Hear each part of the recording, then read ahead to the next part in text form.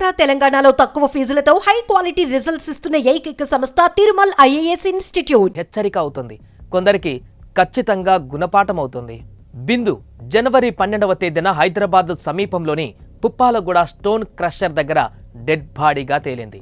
శవాన్ని చూసినప్పుడు ఆమె ఒంటిపై దుస్తువులేం లేవు. ఖచ్చితంగా ఇది రేప్ అండ్ మర్డర్ అనుకున్నారు. బిందు శవానికి 60 మీటర్ల దూరంలో మరో పురుషుడి డెడ్ బాడీ దొరికింది. అతని పేరు అంకిత్ సాకేత్. కత్తితో పొడిచి బండరాయితో తలను ఛిద్రం చేశారు. పండగ పూట పతంగి ఎగరేసేందుకు వెళ్లిన కుర్రాళ్ళు చూసి పోలీసులకు సమాచారం ఇస్తే ఈ విషయం వెలుగులోకి వచ్చింది. అసలు హత్యకు గురైన ఈ ఇద్దరు ఎవరు, హంతకులు ఎవరు అని ఆరా తీసిన పోలీసులు షాకింగ్ విషయాలు బయటపెట్టారు. బిందుది ఛత్తీస్గఢ్, ఇద్దరు పిల్లల తల్లి. భర్తతో ఎల్బీ నగర్లో ఉండేది.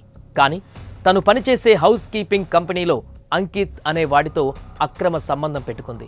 బిందుని గట్టిగా వాడిన అంకిత్ ఆమెకు తన ఫ్రెండ్ని కూడా పరిచయం చేశాడు. డబ్బులిచ్చి వాళ్ళు కూడా బిందుతో తిరిగేవాళ్ళు. కట్ చేస్తే ఆ స్నేహితుల్లోనే ఒకడు చేసేటప్పుడు వీడియో తీసే ప్రయత్నం చేశాడు.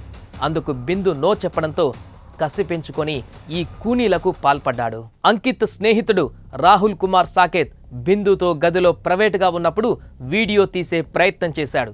నిరాకరించిన బిందు విషయాన్ని అంకిత్కు చెప్పింది. ఆగ్రహంతో ఊగిపోయిన అంకిత్ రాహుల్కి వార్నింగ్ ఇచ్చాడు. ఈ వార్నింగే ఇప్పుడు అంకిత్ బిందుల అంతానికి కారణమైంది. వీడియో తీయడానికి వ్యతిరేకించిన బిందుని, ఆమెకు మద్దతిచ్చిన అంకిత్ని కథం చేయాలని డిసైడ్ అయిన రాహుల్ జనవరి 11వ తేదీన బిగ్ ప్లాన్ వేశాడు. బిందు కావాలని అంకిత్కు 4000 పంపించాడు.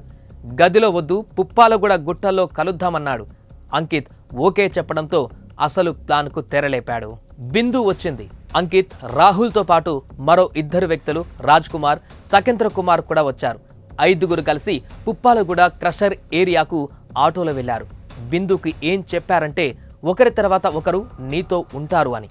కానీ రాహుల్ వేసిన ప్లాన్ ఏంటి అంటే బిందుని, అంకిత్ని చంపేయాలని. అనుకున్నది అనుకున్నట్టే చేసేశారు. గుట్టలోకి వచ్చిన బిందుతో ముందు సుకేంద్ర వెళ్లాడు. వాళ్ళిద్దరూ వెళ్లడంతోనే రాహుల్, రాజ్ కుమార్ అంకిత్ని రౌండప్ చేశారు. కత్తితో అతని కడుపులో పొడిచి తరువాత బండరాయితో అతని తలను ఛిద్రం చేశారు. ఆ తర్వాత బిందు దగ్గరకు వెళ్లారు. అప్పటికే సుకేంద్ర ఆమెతో ఏకాంతంగా ఉన్నాడు. సరిగ్గా అదే టైంలో ఆమె తలపైన బండరాయితో మోదారు. బిందు కూడా అక్కడే చనిపోయింది. డెడ్ బాడీస్ని వదిలిపెట్టి హంతకులు 3 తమ ఛత్తీస్గఢ్, సిద్ జిల్లాలో ఉన్న సొంతూరుకు పారిపోయారు. హంతకులు ఎంత మూర్ఖులంటే తెలంగాణలో హత్య చేసి ఛత్తీస్గఢ్ పోలీసులు తమను పట్టుకోలేరు అనుకున్నారు. కానీ క్లూస్తో సహా అన్నిటినీ వెలికి తీసిన సైబరాబాద్ పోలీసులు 3 నిందితులను బేడీలు వేసి మరీ తీసుకువచ్చారు. సరే, ఈ స్టోరీలో మరి తప్పెవరిది? చాలామందికి కోపం రావచ్చు, కానీ తప్పు దారి తప్పిన బిందుదే.